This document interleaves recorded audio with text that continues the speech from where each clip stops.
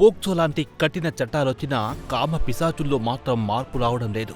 నిత్యం ఎక్కడో ఒకచోట అభం శుభం తెలియని చిన్నారులను క్రూర మృగాల్లా కామాంధులు చిదిమేస్తూనే ఉన్నారు. దీంతో ఇంటి గడప దాటని చిన్నారి తిరిగి సేఫ్గా వస్తుందా అన్న అనుమానాలు కన్నవారిని వెంటాడుతూనే ఉన్నాయి.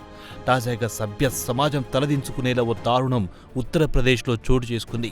మానవత్వం మచ్చుకు కూడా లేని క్రూర మృగంలా వ్యవహరించిన దుర్మార్గుడు 3 ఏళ్ల చిన్నారిపై దారుణానికి ఒడిగట్టాడు. కేవలం 20 గంటల్లోనే నిందితుడిని పట్టుకున్న యూపీ పోలీసులు ఎన్కౌంటర్లో అతన్ని మట్టుబెట్టారు. దీంతో ఇక ముందు కూడా ఇలాగే చిన్నారులపై అఘాయిత్యానికి పాల్పడిన కామాంధులను నడి రోడ్డుపై కాల్చి పడేయాలనే డిమాండ్ దేశవ్యాప్తంగా వినిపిస్తుంది.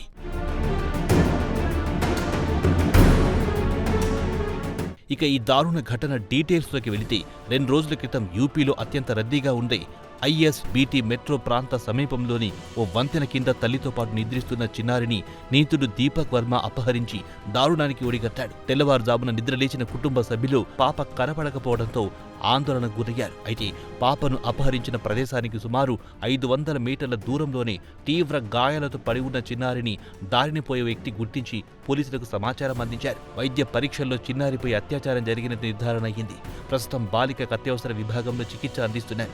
ఆమె పరిస్థితి విషమంగా ఉందని వైద్యులు వెల్లడించారు. ఈ దారుణంపై వెంటనే స్పందించిన పోలీసులు నిందితుడిని పట్టుకునేందుకు 5 ప్రత్యేక బృందాలను ఏర్పాటు చేశారు. అయితే ఆలంబాగ్ మెట్రో స్టేషన్ సమీపంలో నిందితుడు చిన్నారిని స్కూటర్పై తీసుకెళ్తున్న దృశ్యాలు సీసీటీవీ ఫుటేజ్లో రికార్డయ్యాయి. స్కూటర్ రిజిస్ట్రేషన్ వివరాల ఆధారంగా నిందితుడిని దీపక్ వర్మగా గుర్తించిన పోలీసులు వర్మపై లక్నోలోని పలు పోలీస్ స్టేషన్లో గతంలోనూ అనేక క్రిమినల్ కేసులు నమోదై ఉన్నాయి. దీంతో దీపక్ వర్మ ట్రాక్ మొత్తం నేరపూరితంగా ఉండడంతో అతడి ఆచూకీ తెలిపిన వారికి ₹1,00,000 రివార్డు కూడా ప్రకటించారు.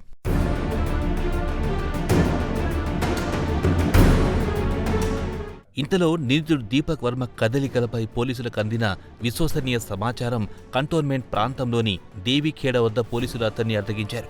అతన్ని పట్టుకోవడానికి ప్రయత్నించగా పరుగులు పెట్టాడు. పోలీసులు నిందితుడిని లొంగిపోవాల్సిందిగా హెచ్చరించారు. అయితే దీపక్ వర్మ పోలీసులపై కాల్పులకు దిగాడు. ఈ క్రమంలో పోలీసులు ఆత్మరక్షణ కోసం ఎదురు కాల్పులు జరిపారు. ఈ కాల్పులో వర్మ తీవ్రంగా గాయపడగా వెంటనే అతన్ని ఆసుపత్రికి తరలించారు. అయితే అప్పటికే అతను మృతి చెందినట్టు వైద్యులు ప్రకటించారు. దీంతో కేవలం 20 గంటల్లోనే నిందితుడిని గుర్తించి పట్టుకోవడంపై ప్రజలు హర్షం వ్యక్తం చేస్తున్నారు. ఇలాంటి నేరాలు నిందితులను నడి రోడ్డుపై కఠినంగా శిక్షిస్తేనే భయం పుడుతుందని అంటున్నారు.